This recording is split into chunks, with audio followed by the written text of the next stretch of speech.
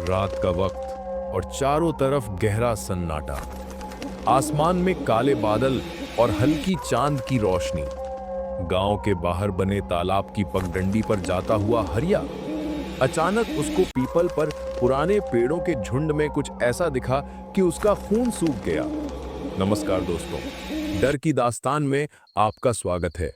आज की पुराने समय की भूतिया कहानी सुन के आपको डर का एहसास होने वाला है, लेकिन प्लीज दोस्तों, चैनल को लाइक और सब्सक्राइब करके अपना सपोर्ट दिखाइए। चलिए शुरू करते हैं। रात का वक्त था। पूरा गांव नींद में डूबा पड़ा था। दूर कहीं कुत्ते के भौंकने की आवाज बीच बीच में उस सन्नाटे को तोड़ देती थी। आसमान पर बादल भारी थे, चांद कभी दिखता तो कभी छिप जाता।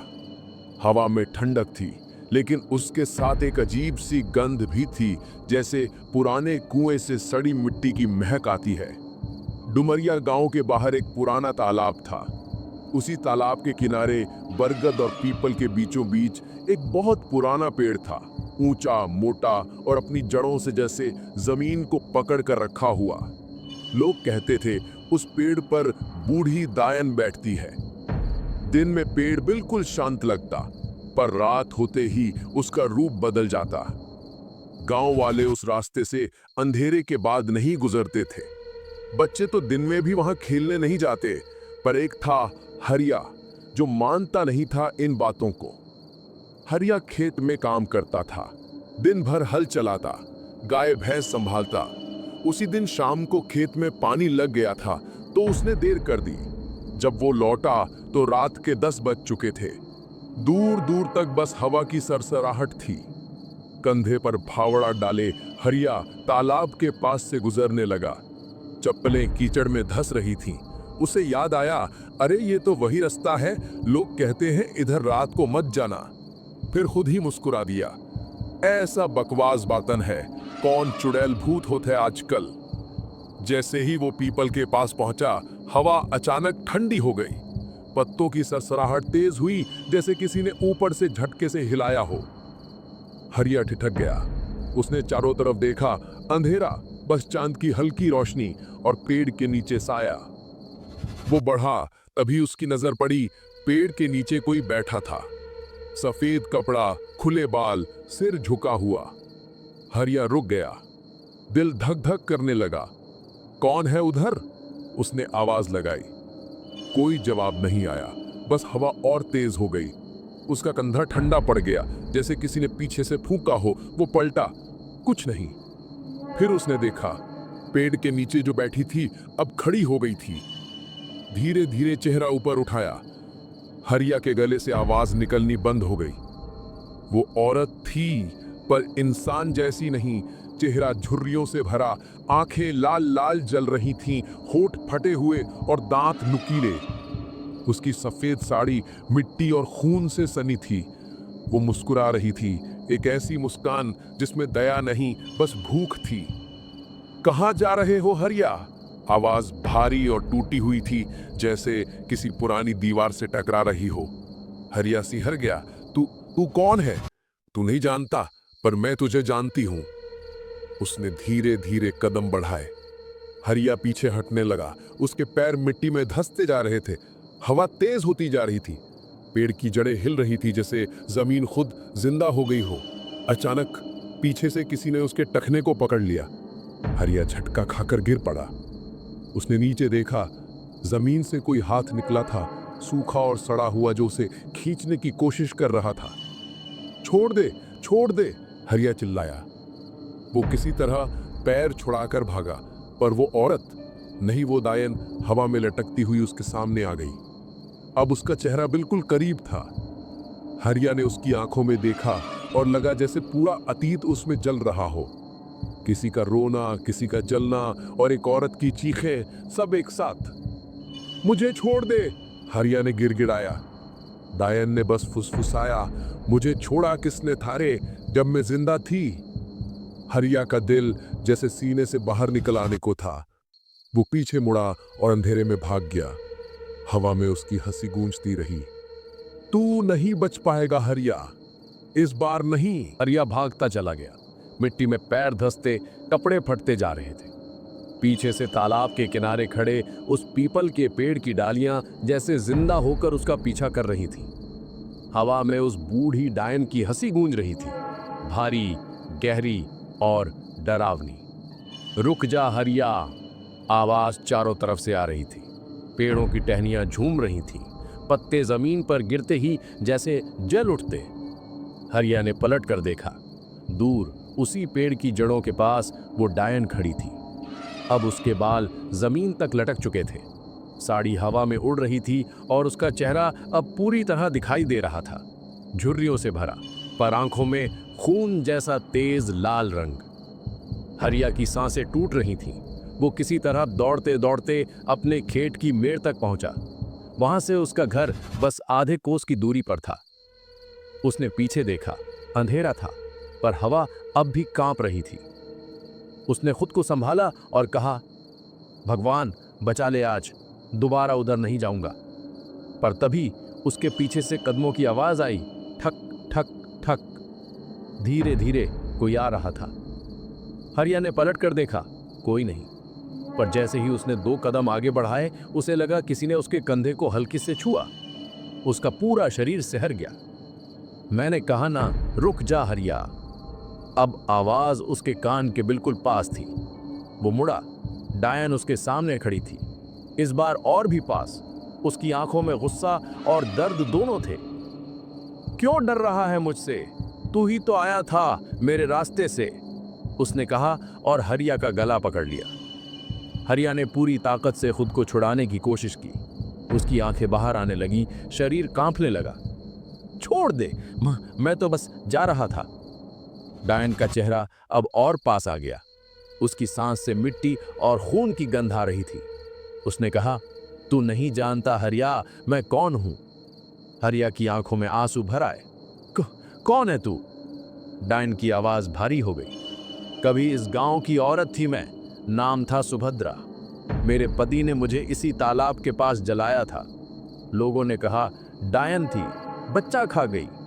पर सच ये है हरिया, मैं निर्दोष थी। जिस आग में उन्होंने जलाया, उसी पेड़ की जड़ों ने मेरी राख समेट ली। अब मैं इस पेड़ की आत्मा हूं। जो भी यहां से रात में गुजरता है, उसे रोकती हूं, ताकि वो वही गलती ना करे जो उन्होंने की थी। हरिया का डर कुछ पल को थम गया। उसके होंठ कांपते हुए बोले, तो तू बदला नहीं ले रही? डायन मुस्कुराई, पर वो मुस्कान डर से ज्यादा दर्द से भरी थी। ले चुकी हूं मैं बदला। अब बस उस दिन का इंतजार है जब कोई मेरी कहानी सुन ले। इतना कहकर वो पीछे हटी और जैसे ही चांद की हल्की रोशनी पेड़ पर पड़ी, उसकी देह धीरे धीरे धुंध में बदलने लगी। हरिया वहीं बैठ गया, सांस टूट रही थी, चेहरा मिट्टी से सना था। उसकी आंखों के सामने बस वही लाल चमक बार बार उभर रही थी। धीरे धीरे हवा शांत होने लगी। दूर किसी उल्लू की आवाज आई। पेड़ फिर वही पुराना बन गया, शांत, स्थिर, जैसे कुछ हुआ ही ना हो। हरिया उठकर धीरे धीरे घर की तरफ चला। पीछे पलट कर देखा, पेड़ फिर अंधेरे में डूब चुका था। लेकिन उस रात के बाद हरिया कभी पहले जैसा नहीं रहा। वो अब भी खेत जाता, काम करता, हंसता, पर हर रात नींद में उठ बैठता। कभी कभी उसकी बीवी कहती, कौन से पेड़ को देखता है हरिया? वो बस एक ही बात कहता, वो देख रही है। और उसके शब्दों के साथ हवा फिर वही ठंडी हो जाती। हरिया तो उस रात तो किसी तरह बच गया, पर अगले ही दिन से गांव में अजीब बातें होने लगी। सुबह जब लोग तालाब की तरफ गए तो देखा पीपल के नीचे किसी ने राख का एक गोल चक्कर बना दिया था। बीच में किसी औरत के पायल के निशान थे, जैसे कोई नाचता हुआ घूम गया हो। गांव के बूढ़े लोग कहने लगे, फिर जाग गई वो पुरानी डायन। हरिया चुप रहा। उसने किसी को कुछ नहीं बताया, पर उसके चेहरे से लगता था कि कुछ अंदर ही अंदर जल रहा है। रात को जब हवा चलती तो उसे फिर वही आवाज सुनाई देती, हरिया, धीमी, ठंडी, जैसे कोई उसे पुकार रहा हो। कई रात तक उसने खुद को संभालने की कोशिश की, मगर हर बार वही सपना आता, वो पीपल, वो सफेद साड़ी और वो लाल आंखें जो अंधेरे में चमकती थीं। आखिर एक रात उसने तय किया, अब जो भी हो मैं जाकर देखूंगा, इस डर से तो मर ही जाऊंगा। उसने हिम्मत जुटाई, लालटेन उठाई और तालाब की तरफ चल पड़ा। रात का तीसरा पहर था। आसमान में आधा चांद झिलमिला रहा था और हवा में सड़न की गंध थी। जब वो तालाब के पास पहुंचा तो पीपल के नीचे वही राख का गोला फिर बना था, पर इस बार उसके बीच में किसी के बाल पड़े थे, लंबे, सफेद, उलझे हुए। हरिया का गला सूख गया। उसने लालटेन जमीन पर रखी और कांपती आवाज में कहा, सुभद्रा, तू है क्या? पहले तो सन्नाटा रहा, फिर पेड़ की डाल से किसी ने हंसकर जवाब दिया, तो फिर आया हरिया। हरिया ने ऊपर देखा, वो वहीं थी। इस बार उसका चेहरा आधा साया आधा आग जैसा था। बाल नीचे झूल रहे थे और उसकी साड़ी हवा में ऐसे लहरा रही थी जैसे कोई धुआं फैल रहा हो। क्यों आया है? जान नहीं प्यारी? हरिया ने कांपते हुए कहा, मुझे जानना है, तू क्यों नहीं जाती यहां से? डायन धीरे धीरे नीचे उतरी। उसके पैर जमीन को छू नहीं रहे थे। क्योंकि मैं बंधी हूं हरिया, इस पीपल से, इस तालाब से, इस जमीन से। जिस दिन कोई मेरी अधूरी बात पूरी करेगा, मैं मुक्त हो जाऊंगी। कौन सी बात? हरिया ने पूछा। मेरे पति ने मुझे झूठा कहा कि मैं डायन हूं, मैं उनका बच्चा खा गई। मैं सच बताना चाहती थी पर किसी ने नहीं सुना। अब जब कोई मेरे पति की राख को इस तालाब में बहा देगा, तभी मैं मुक्त हो जाऊंगी। हरिया चौंक गया। तेरे पति की राख? वो तो कब की मिट्टी हो गई होगी। डायन की आंखों में आग जल उठी। नहीं हरिया, उसकी हड्डियां यहीं हैं, इसी पीपल की जड़ों के नीचे दबी हैं।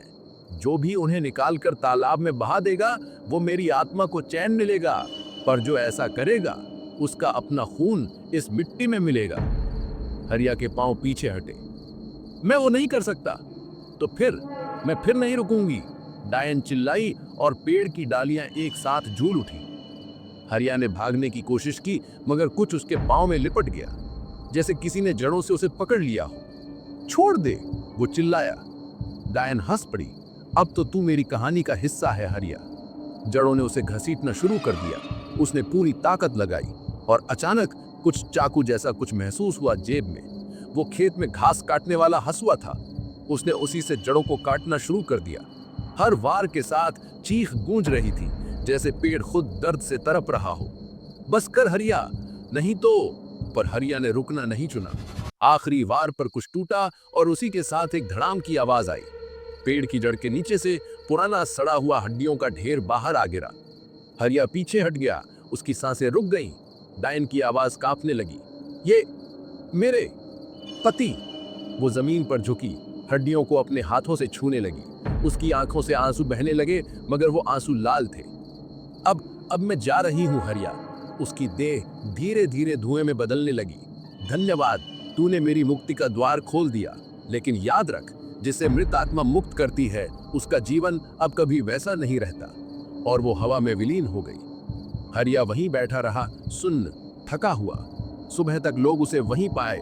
उसकी आंखें खुली थीं, पर वो कुछ बोल नहीं पा रहा था। जब गांव के लोग उसे उठाकर लाए तो उसके कपड़ों से मिट्टी और खून की गंध आ रही थी। उस दिन के बाद से वो जिंदा तो रहा, पर किसी से बोला नहीं। हर रात जब हवा चलती, लोग कहते, पीपल अब शांत है, पर हरिया अब भी उससे बातें करता है। कभी कभी कोई गुजरता तो देखता, हरिया उसी तालाब के किनारे बैठा है, लालटेन जल रही है और हवा में एक धीमी आवाज गूंज रही है। वो देख रही है और पेड़ के पीछे सफेद साड़ी की एक झलक दिख जाती।